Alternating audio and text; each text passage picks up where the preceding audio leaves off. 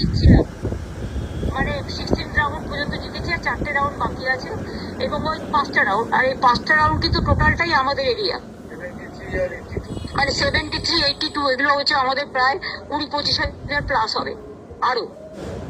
এরা সেই সময় সব গুন্ডাদের নিয়ে ঢুকেছে, ঢুকে একদম পুরো ডিও আরও সিআরপিএফ কে নিয়ে পুরো গাদা গাদা লোক ঢুকে আমাকে তো মারধর করেছে, এজেন্টদের মেরে তাড়িয়েছে, চ্যাংদোলা করে করে বের করেছে সিআরপিএফ এর হেল্প নিয়ে, এবং টোটাল মেশিন কারচুপি করছে।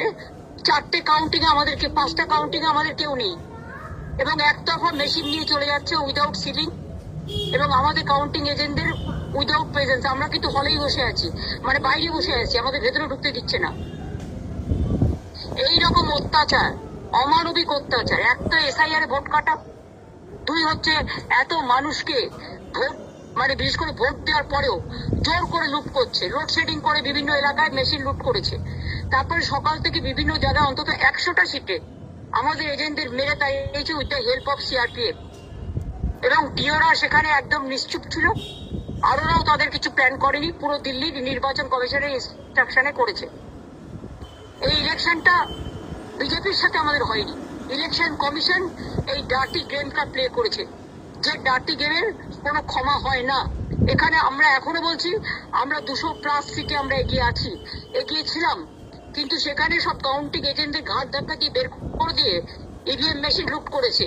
ওয়ান সাইডেড বিজেপির গুন্ডা বাইরে বসে আছে, ভেতরে বসে আছে, আর আমাদের কাউন্টিং এজেন্ট আমি সহ আমরা বাইরে 3 ঘন্টা বসে আছি। আর কতক্ষণ এভাবে চলবে? আর তার মধ্যে ইভিএম মেশিন উইদাউট সিল করার জন্য, সিল করতে গেলে তো সব পার্টিকে লাগে, তা আমাদের কাউকে সিল করায়নি, সব এসে ঢুকিয়ে দিয়েছে রুমের মধ্যে, এবং স্ট্রং রুম থেকে সব মেশিন নিয়ে চলে যাচ্ছে নিজেরা নিজেদের মধ্যে কাউন্টিং করে, ওয়ান সাইডেড। আর ডিও আমাকে বলে গেল, ম্যাডাম আপনাদের এআইটিসি কে অন্তত আমরা অ্যালাউ করবো, আপনাদের পাস দেবো, আপনাদের এজেন্টদের ডেকে পাঠান। আমি সবাইকে ডেকে পাঠালাম, আমাকে 2 ঘন্টা টাইম দিল, আমি 1 ঘন্টার মধ্যে সব ডেকে পাঠালাম, but they are not allowed, even I am not allowed. এটা কি ইলেকশন? এটা অ্যাট্রসিটিস। এইভাবে জেতার কোনো মানে হয়? এটা জেতা নয়, এটা অনৈতিকতা, এটা নীতির জয় নয়, এটা আদর্শের জয় নয়, এটা হচ্ছে বিজেপির সবচেয়ে বড় পরাজয়। একতরফা নির্বাচনটা করলো, কাউন্টিংটা পর্যন্ত কাউকে ঢুকতে দিচ্ছে না।